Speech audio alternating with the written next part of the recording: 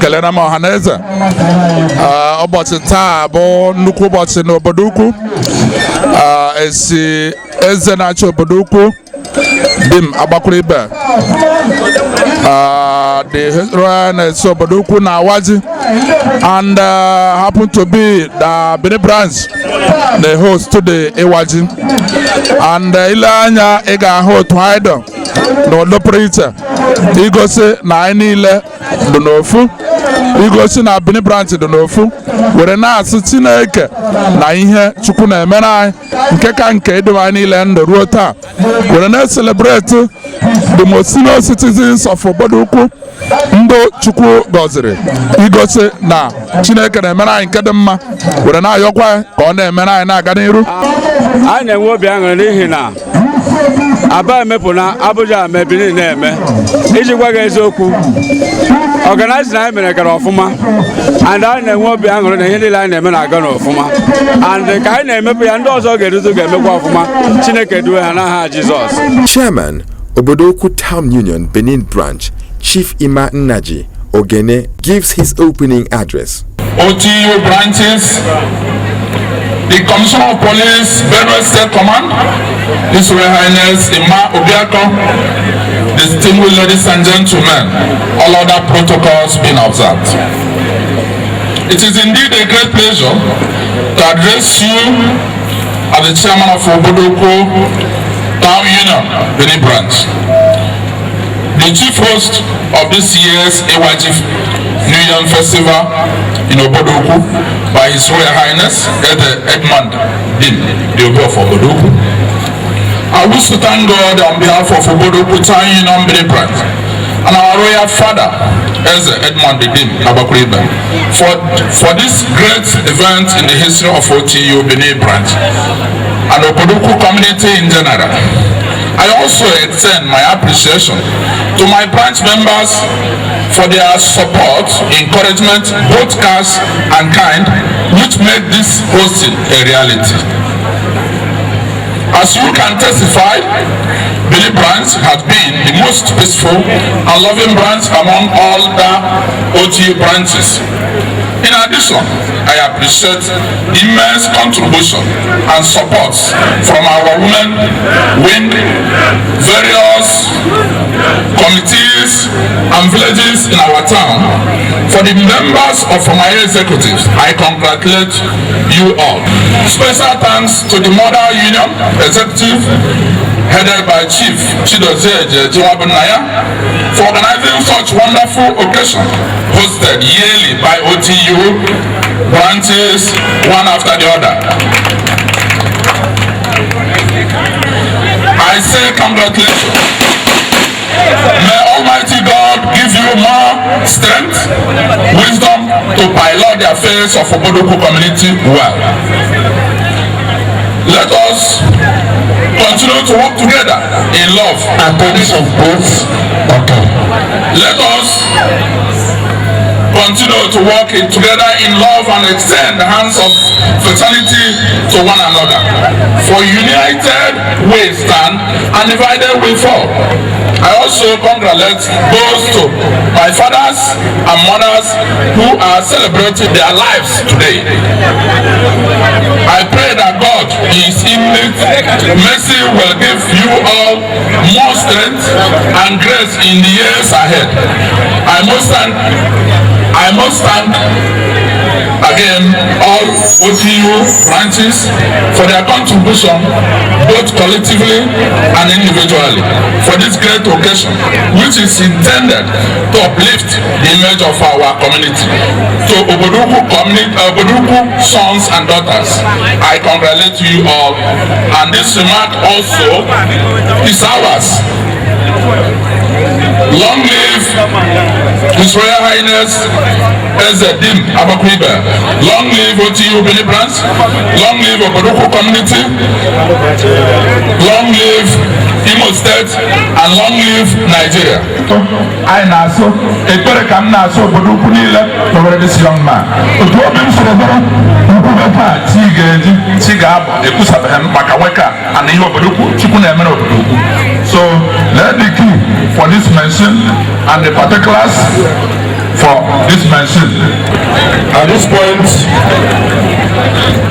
I want to move into the next chapter. The chapter is the next year's New Year Festival. The next year's New Year Festival, the title will be Catch Them Young. Catch Them Young. For the Bible says, Ikuzere wata, Ogo is a man, Ogo the Nantakere, Mokunya, Oga Chefle. And at this point, I want to call on the branch chairman of Lagos branch. Okay, Oba, one with them call. There was a secretary before. Right now, he is the incumbent. The vice president to Valentine. Should come forward.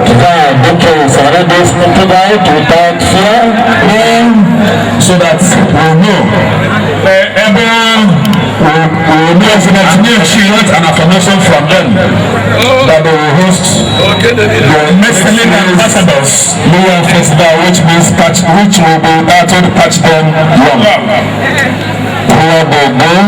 Yes, My Royal Highness, the Honorable Chiefs, the Cabinet, the Obodoukwu, Nnaji, Benin branch, and Obodoukwu in general.